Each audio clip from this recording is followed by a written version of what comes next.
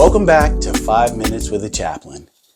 This is Friday, the 1st of March, and we've got 5 Fridays this month to dig into some wellness that I want to present to you, as I have been off the screen for a little while now and for due purpose. And this is full disclosure, as I ended last year talking about and introducing emotional health, as it were, then.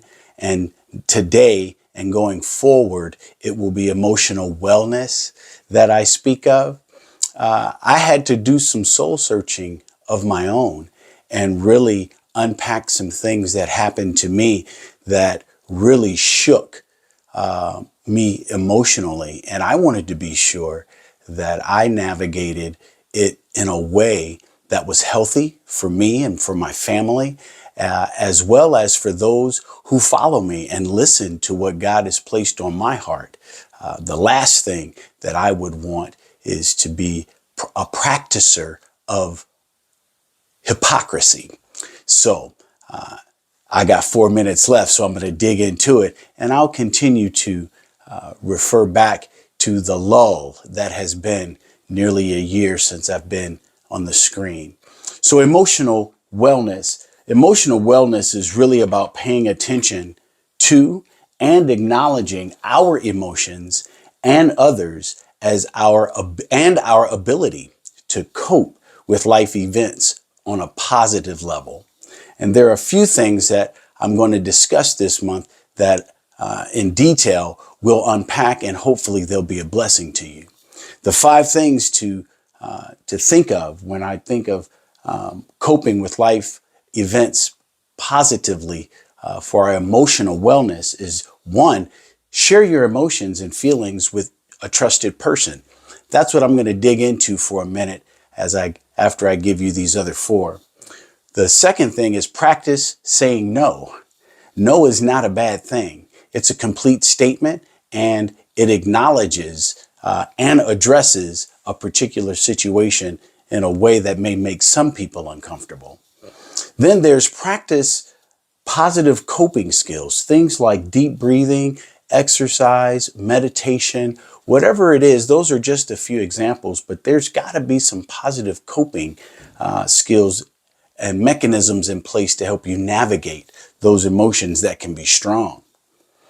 Third, or fourthly, understanding what you have control over and what you don't control. That's a hard thing to do sometimes. And then finally, create a strong support network.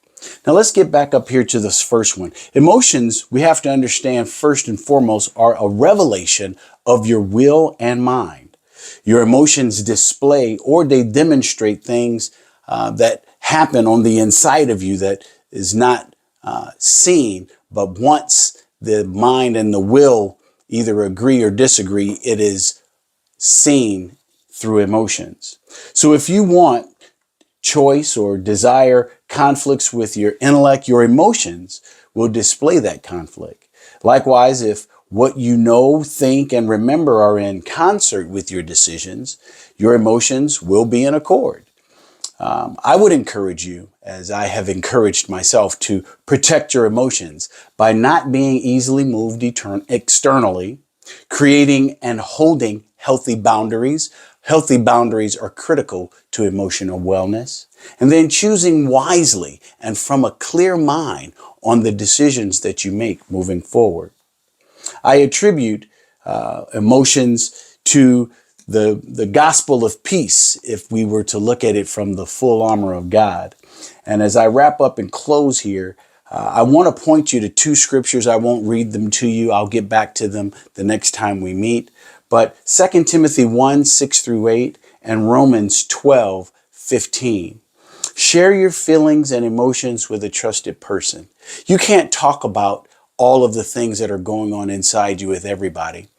I would encourage you to find yourself a chaplain, find yourself a therapist, and someone that's a very good listener. And that is who you can really open up and embrace to. Unless you have found someone that walks the faith of following Jesus firmly and you trust in them to be able to hold that which you carry. I just can't overemphasize that enough, because over this past several months, I've really had to discern who is it in my circle that I trust enough that I can express and explore my feelings and emotions with in a healthy manner that allows me to be better for having done so.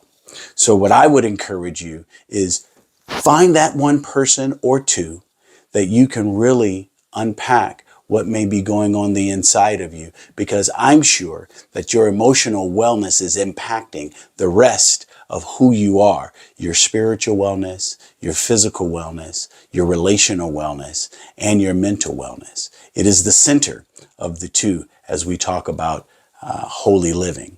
So thank you for your time. I'm a minute over, but I pray that this has been a blessing for you, and we will see you next time.